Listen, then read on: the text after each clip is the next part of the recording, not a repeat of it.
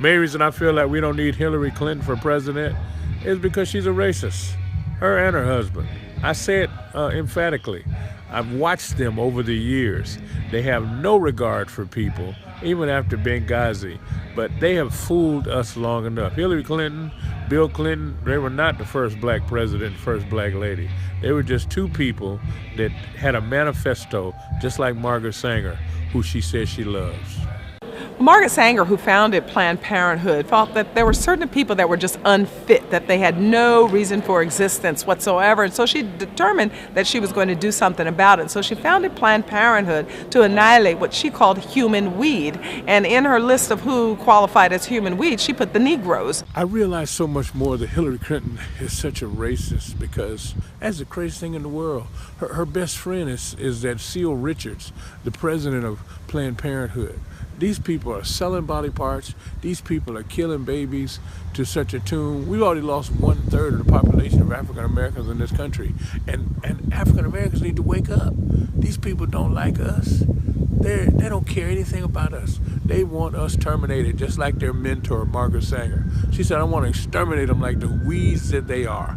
And so we are very concerned at Urban Cure that her Negro project is still alive and well, the way that Planned Parenthood is targeting black communities to push out this message that abortion is a good idea, and then to lure vulnerable women into these clinics to sterilize them and or to kill their offspring. Hillary Clinton would be a disaster for black communities, in particular when it comes to their offspring. Hillary said, I want judges who love abortion. What kind of madness is that? You love abortion? You love taking the lives of babies? Come on, people, wake up. Come on, black people, wake up. What's wrong with us? We're doing it to ourselves in our own neighborhoods, but not let somebody else just come in and take our children's lives. Give me your straightforward position on the issue of abortion. My position is in line with Roe v. Wade, that women have a constitutional right, and I want to maintain that constitutional protection. When or if does an unborn child have constitutional rights? Well, under our laws currently, that is not something that exists. The unborn person doesn't have constitutional rights. Hillary Clinton would appoint people to the Supreme Court that would want more abortion, that would want more children to die. So we would be very, very concerned about this. I believe the African American community, if Hillary Clinton would be elected president, would continue to go down the tubes. We'd lose numbers. We're losing 1,800 babies every day. Well, at Urban Cure, we're extremely concerned about abortion, in particular in the black community, where we have 79% of these Planned Parenthood abortion mills in our hardest hit communities, with the mission of Margaret Sanger to just genocide these babies, to just make sure that these birth rates are controlled in our hardest hit pockets in our society. So we're very concerned about that.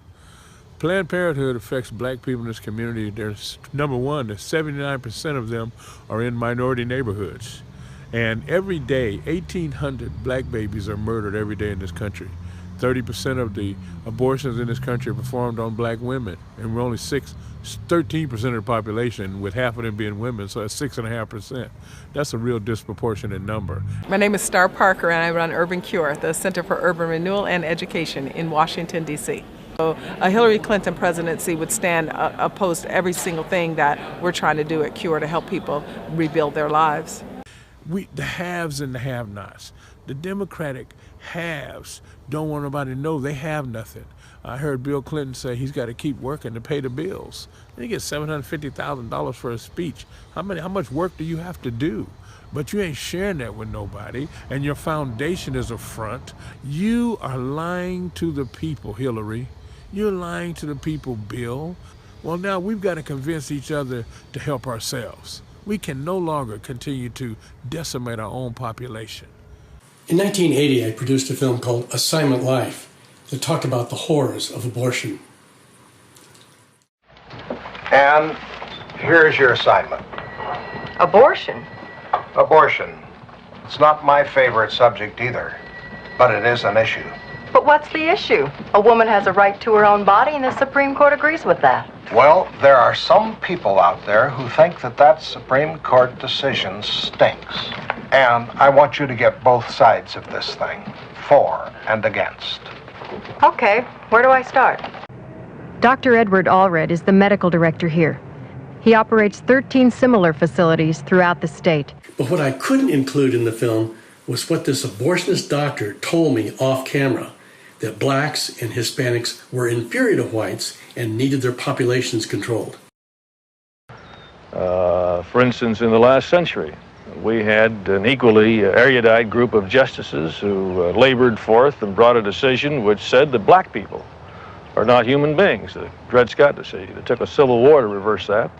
But won't abortion help control crime and poverty and population control and even child abuse? It would do those things by eliminating people who perhaps are unwanted, just as getting rid of old folks, shutting down the retirement homes, for instance, by euthanasia, by society saying that since people are no longer contributing members of our civilization, we'll do away with them. I want no part of it, nor do I want any part of the argument that the way to control unwanted children is abortion. That's not the way to do it. The following excerpts from the film Ma'afa 21 bring home this shocking truth. Was a woman named Margaret Sanger. She was the founder of the American Birth Control League and the publisher of its newsletter, the Birth Control Review. On a practical level, the relationship between Sanger and these elitists was basically a marriage of convenience. In order to advance their common agendas, they needed a front man and she needed money. And the whole thing would be held together by this kind of bizarre obsession with race and class. The result was that the American Birth Control League became the driving force behind the American eugenics movement. Eugenics would no longer just be a philosophy. Sanger and others like her were going to put it into practice. We are paying for and even submitting to the dictates of an ever-increasing, unceasingly spawning class of human beings who never should have been born at all. Margaret Sanger, 1922. The laws of nature require the obliteration of the unfit, and human life is valuable only when it is of use to the community or race. Madison Grant, 1916, co-founder, American Eugenics Society.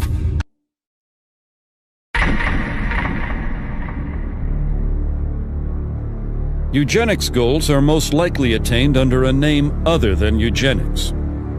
Frederick Osborne, president and founding member of the American Eugenics Society. By the late 1930s and early 1940s, revelations about Nazi and fascist atrocities in Europe were causing the public to become increasingly uncomfortable with terms like eugenics and population control. This alarmed the leaders of the American Birth Control League, who were aware that this shifting attitude could impact both their ability to implement their racial agenda and their ability to raise funds. They were also aware that the connections between the American Birth Control League and the Nazis were starting to become known. Marketing research had shown them that in this environment, they needed to move away from words like control in favor of less threatening words like planning. So in 1942, they changed the name of the organization. From then on, the American Birth Control League would officially be known as Planned Parenthood. The important thing to understand here is that this name change did not change the organization's agenda. The same people were still in control, they were still obsessed with race, and they were still dedicated to eugenics. Today, defenders of Margaret Sanger will often try to hide her racism by claiming that she was not really a eugenicist and that Planned Parenthood was never part of the eugenics movement. But the truth is that as late as 1956, the American Eugenics Society listed Sanger as a member of the organization. The eugenic and civilization value of birth control is becoming apparent to the enlightened and the intelligent. The campaign for birth control is not merely of eugenic value, but is practically identical in ideal with the final aim of eugenics. Margaret Sanger, 1921. In her autobiography, Margaret Sanger wrote about a speech she gave in 1926 at a Ku Klux Klan rally in Silver Lake, New Jersey. The Planned Parenthood founder bragged about the fact that afterward, she was invited by 12 other Klan chapters to speak at their events.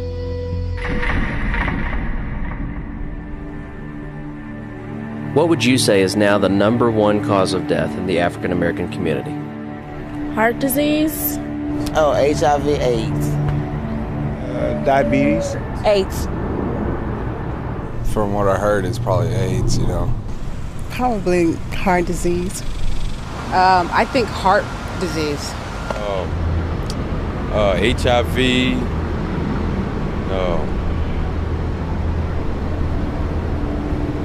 Gang violence.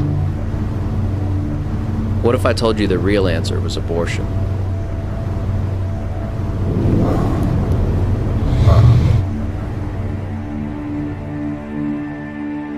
Since 1973, legal abortion has killed more African Americans than AIDS, cancer, diabetes, heart disease, and violent crime combined. Every week, more blacks die in American abortion clinics than were killed in the entire Vietnam War. And the largest chain of abortion clinics in the United States is operated by Planned Parenthood.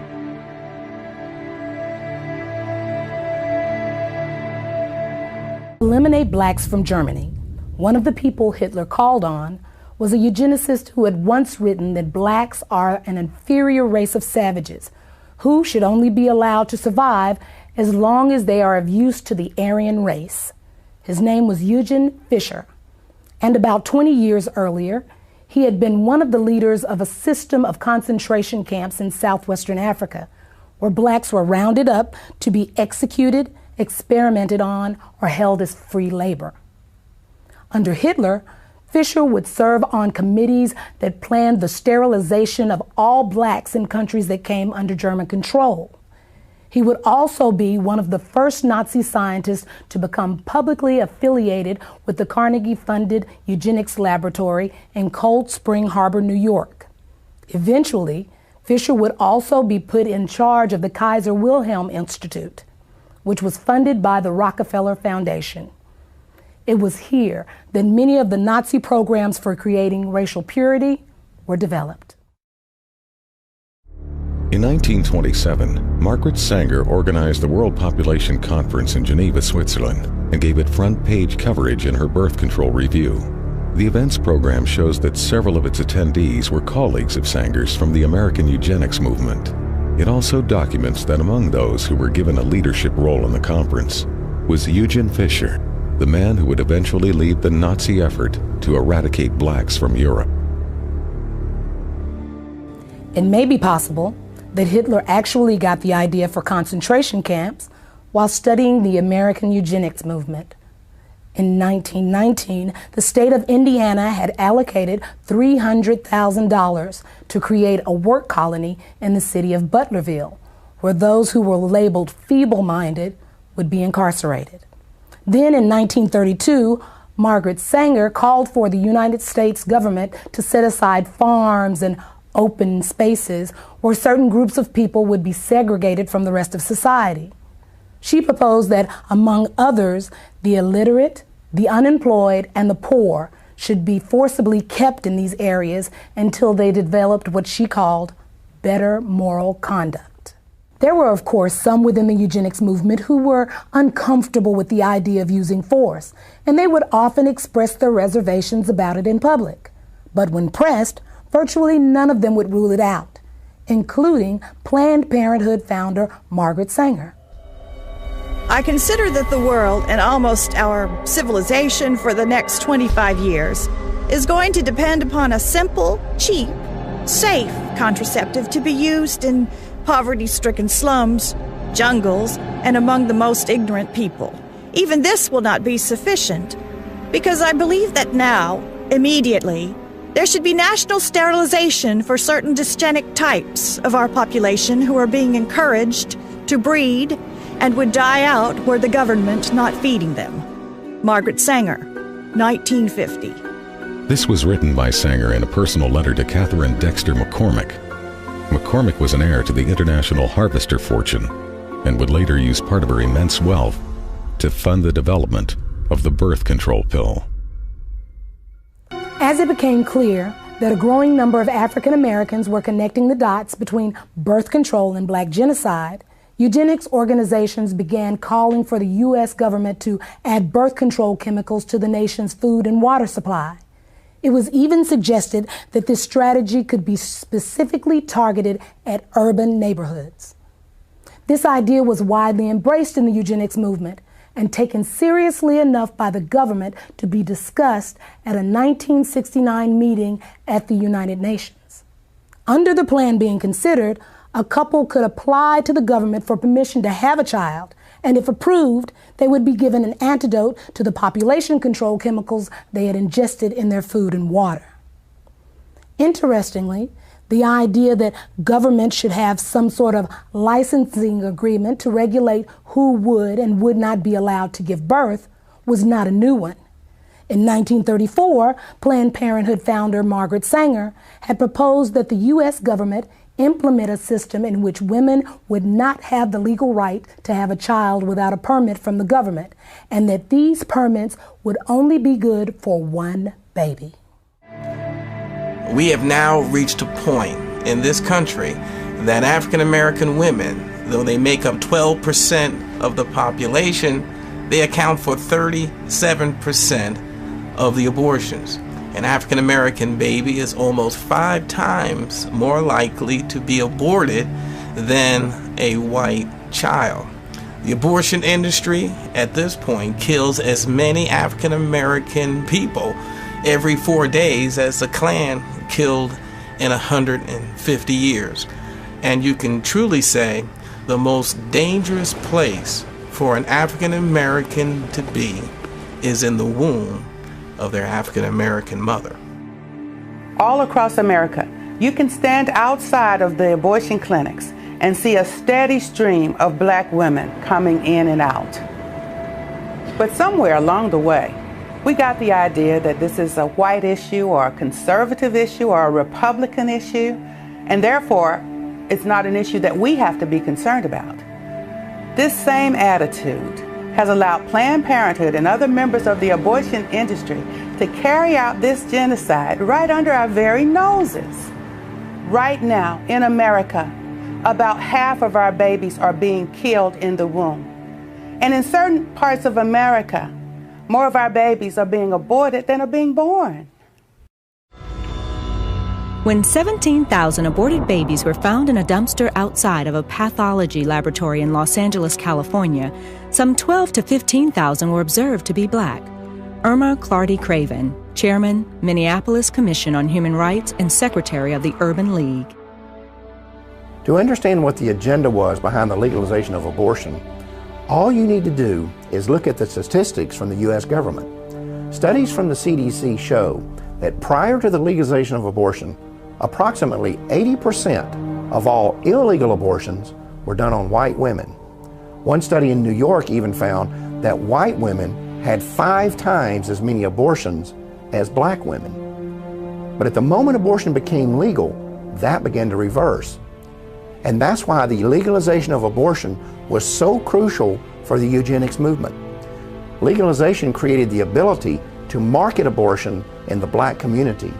And from a eugenics standpoint, that changed everything. These people cannot have it both ways. First, they say that birth control will reduce the number of abortions. Then they flood our neighborhoods with birth control clinics. And what's the result? Our abortion rate skyrockets. So either they lied about the fact that birth control would reduce abortions in our neighborhoods, or this is the results and the purpose they wanted from the beginning. At this point, I truly have the tendency to believe the latter. In 1975, Jesse Jackson called for the ban of abortion through a constitutional amendment. And in an interview in Jet magazine, he referred to abortion as genocide. But Jesse Jackson, on the other hand, wanted to become president. And the Democratic Party at that time had sold out completely to Planned Parenthood and the eugenics crowd. And Jesse Jackson went along to get along. And don't ever think that he is the only one. The unfortunate thing we face, whether we're talking about individuals or organization, there's never been a shortage of black leaders who are willing to sell us down the river if it's enough money and political power in it for them. I've been grappling with the fact that the NAACP is in bed with the very organization that has brought black genocide to our community.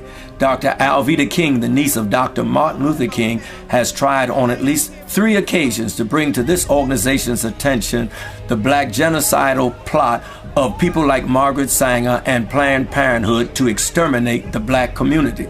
And the stonewalling has been astounding. Alveda King literally has gone to the street along with myself to say to the NAACP, please deal with this issue of black genocide. The NAACP has responded by hiding and trying to prevent their convention goers to hear about black genocide. They've even gone to the extent of using buses to block our demonstration about black genocide in front of Cabal Hall where their convention was going on. They have literally put black paper across their windows so that the convention goers at the NAACP convention could not see the demonstration going outside that included Alveda King. There is definitely a conspiratorial plot being hatched and has been hatched by the NAACP to keep from their people the fact that they are co-conspirators in the genocide of their own people. When you look at the number of African Americans who portrayed us over the years, it's not always clear whether they are uninformed or just out-and-out traitors. When we see pro-choice politicians defending abortion on television, do they really understand the implications of abortion and that it is certainly used for black genocide? Reverend Benjamin Hooks, one of the former presidents of the NAACP, once personally told me that the NAACP would not bring this subject to the floor because they believed it would tear up the NAACP. Even the media has conspired with the NAACP to keep this issue from the attention of the black community and the public at large. I have seen the news media literally hide their trucks so that they would not be in a position to have to cover the demonstrations in front of Cabal Hall, only to bring them out after the demonstrators had left. This is an outrage that the black community is having the life of its babies destroyed, and the NAACP and the media are knowingly conspiring to keep this information from the public. This is an outrage, and it should be dealt with by every fair-minded American. This idea that man could reinvent the world through eugenics was an elitist philosophy espoused by those who considered themselves to be not only financially superior, but intellectually superior to everyone else. And Planned Parenthood became the golden child of these people because Planned Parenthood is the one who figured out how to make eugenics work. They figured out that the key to racial genocide is not in killing people, but in convincing the target group to commit mass suicide. This is what birth control, and especially abortion, are all about. And the reason Planned Parenthood has been so successful is because, unlike other eugenics organizations, they have always been able to keep their agenda hidden from the public. In fact, sometimes they are even able to hide it from their own people. I will assure you that there are Planned Parenthood employees and volunteers all over this country who have no idea what they're actually involved in. Then there are other people who will look you right in the face and tell you that racism was not the driving force behind the American eugenics movement. And I think you'd have to be a complete idiot to believe that. The truth is that if blacks had never been stolen out of Africa and brought here in chains, there would never have been a eugenics movement in the first place. There would never have been forced sterilizations. There would never have been a birth control revolution. There would never have been a call for the legalization of abortion. And you would have never heard the terms population control and family planning. The fact is that had slavery never existed, Planned Parenthood would not exist today. We need to remember that over 60 years ago, a man who could today be called the father of modern-day eugenics proposed that population control clinics be concentrated in minority neighborhoods. And now today, the vast majority of Planned Parenthood clinics are located in our neighborhoods. Are we really so naive to believe that this is all a coincidence? We all know that drugs, alcohol, and tobacco are devastating, especially in the Black community.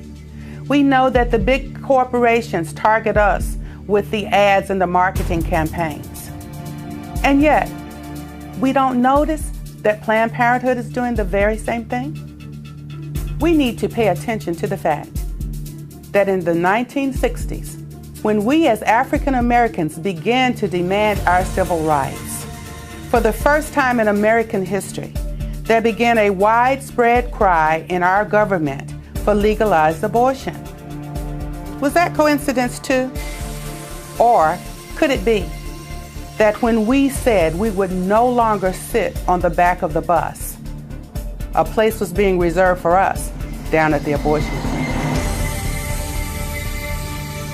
For most people, it may be hard to conceive that the ethnic cleansing going on today through legal abortion began with the fear of freed slaves.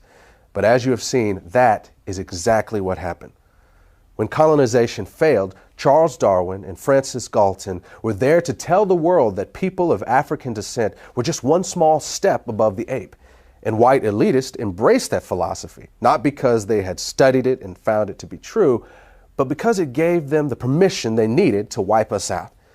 And that launched a chain of events that quickly took on a life of its own. Every time one eugenics strategy failed, another was invented to take its place. It was a pattern that would be continued from one generation to the next until they finally discovered the strategy that worked.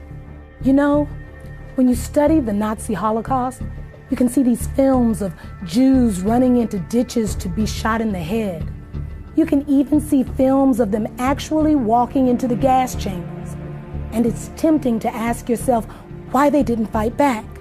I mean, if you're going to be killed anyway, what do you have to lose? Perhaps the answer is that they simply could not believe it was really happening. Maybe the normal human mind is just not wired to accept that your fellow man is capable of such senseless brutality on such a scale, even when you see it happening with your own eyes.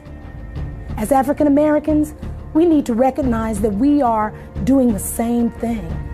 We need to understand that terms like pro-choice and reproductive rights and family planning are nothing more than marketing slogans. They're just code words that organizations like Planned Parenthood use to hide the fact that we're voluntarily submitting to the will of those who have been trying to exterminate us since the day slavery ended. And pastors, I'm challenging you, whatever denomination you are, whatever color you are, you evangelicals, why is it that there's just only Catholic folks at the March for Life? 750,000 people, overwhelmingly Catholic. Where's our voice?